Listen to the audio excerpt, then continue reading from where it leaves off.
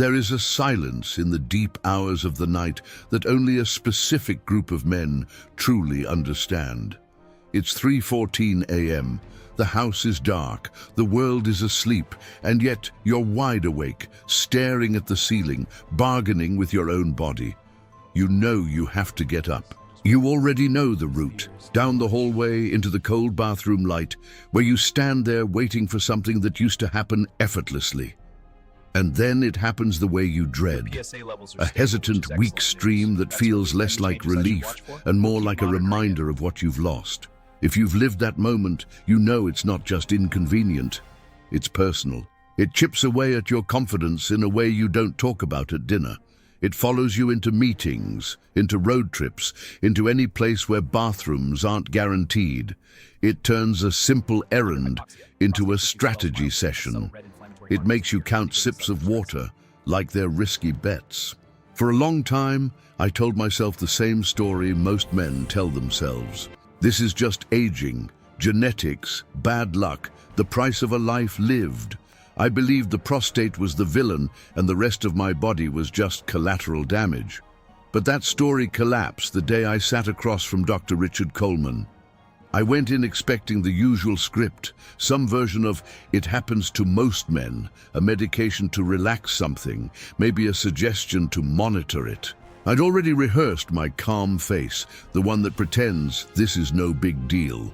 Dr. Coleman looked at my tests, asked me questions that seemed almost too basic. Sleep, stress, energy levels, how often I sat during the day. And then he said something that hit me harder than any diagnosis ever had. He said plainly that poor circulation was quietly destroying my prostate from the inside out, and most men don't realize that's what's happening until their symptoms are dominating their lives. I remember feeling defensive. Circulation? I wasn't a heart patient. I didn't think of myself as a guy with blood flow problems. In my mind, circulation issues belonged to someone else, someone older, sicker, someone with dramatic warning signs. But Dr. Coleman explained it in a way that made my stomach drop. The prostate, he said, isn't some isolated piece of anatomy living in its own world. It depends on microcirculation, tiny blood vessels that deliver oxygen and nutrients, remove waste, and keep the tissue calm and regulated. When that delivery system falters, the prostate doesn't just sit there. It reacts, it swells, it becomes inflamed, it grows more congested, and it starts squeezing the urethra like a hand tightening around a straw. That was the first time I heard someone frame prostate issues as a vascular problem in disguise. He took a pen and drew something simple, a set of branching arteries narrowing over time. He talked about the endothelium, the inner lining of blood vessels, and how with age, inflammation, stress, poor sleep, and metabolic wear and tear, that lining becomes less responsive. He mentioned nitric oxide, the molecule your body uses to tell blood vessels to relax and open, and how production tends to decline as men get older. He wasn't selling a miracle. He was describing biology, the kind researchers have been mapping for decades. When blood flow is reduced, tissues become oxygen-starved, and oxygen-starved tissue becomes inflamed and reactive. That state, low oxygen, chronic irritation, creates the exact conditions that make symptoms feel inevitable. I left the office with a strange mix of fear and relief. Fear, because the problem suddenly felt bigger than a single organ.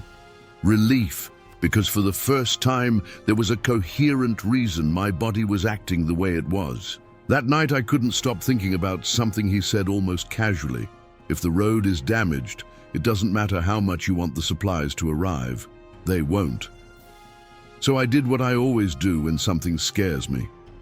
I started asking questions.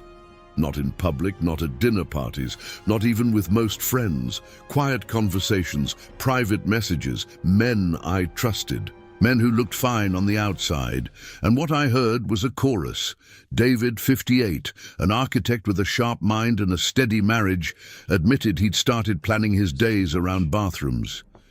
It's not the pain, he told me. It's the dignity. I feel like I've lost command of myself. Robert, 64, told me he stopped traveling with his wife because the anxiety of long flights was unbearable. I can't relax, he said. Even when I'm supposed to be enjoying life, I'm just managing it. Another man I met through a friend, Mark, 60, laughed when he said it, but his eyes didn't. I know every bathroom in my neighborhood better than I know my neighbors. None of these men were weak. None of them were lazy. They were responsible, competent, and quietly exhausted. And almost every one of them had the same assumption I had. The prostate is the problem, so we attack the prostate. Dr. Coleman's warning forced a different question.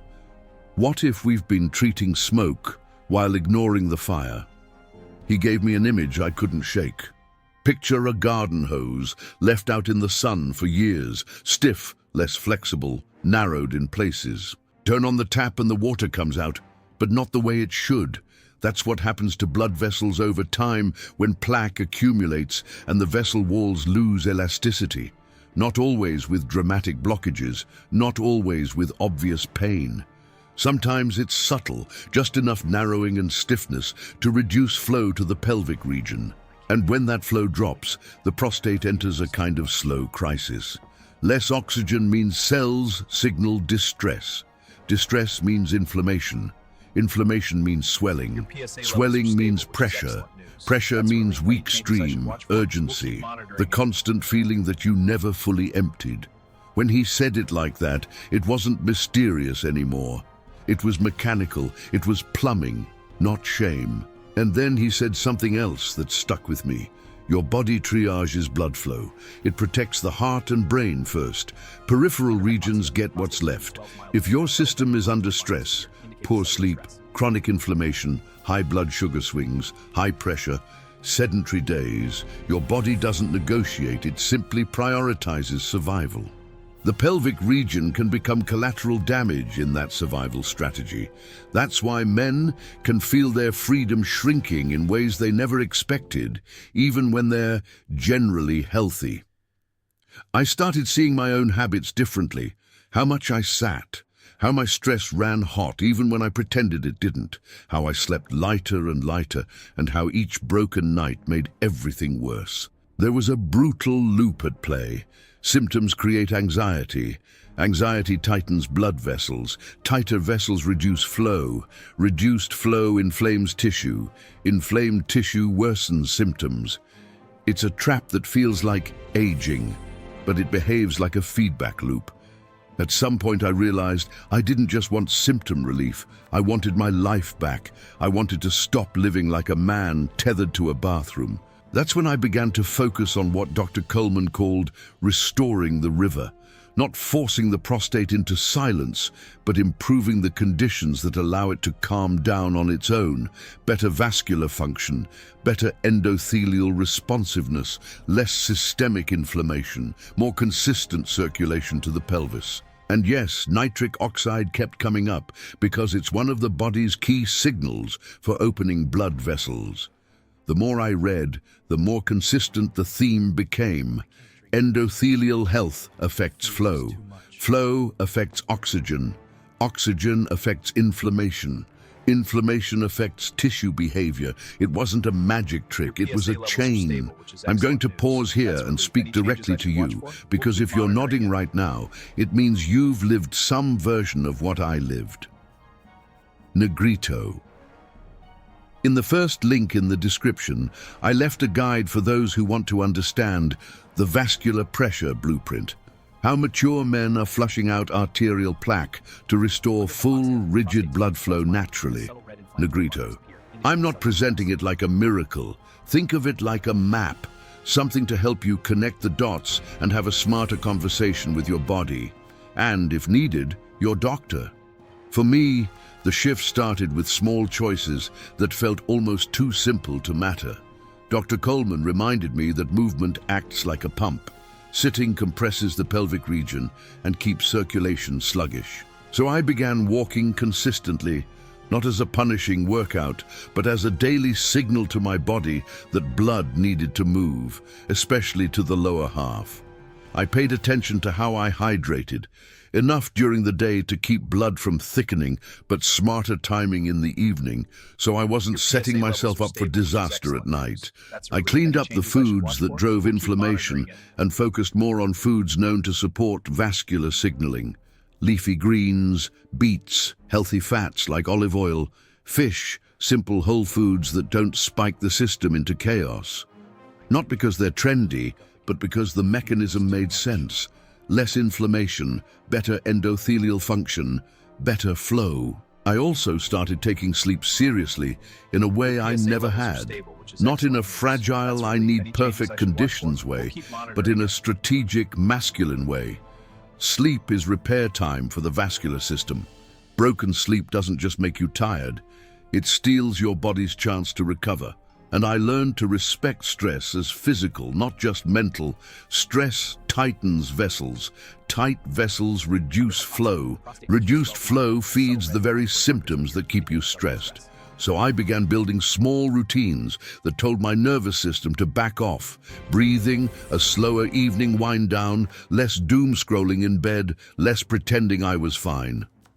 The early changes weren't dramatic.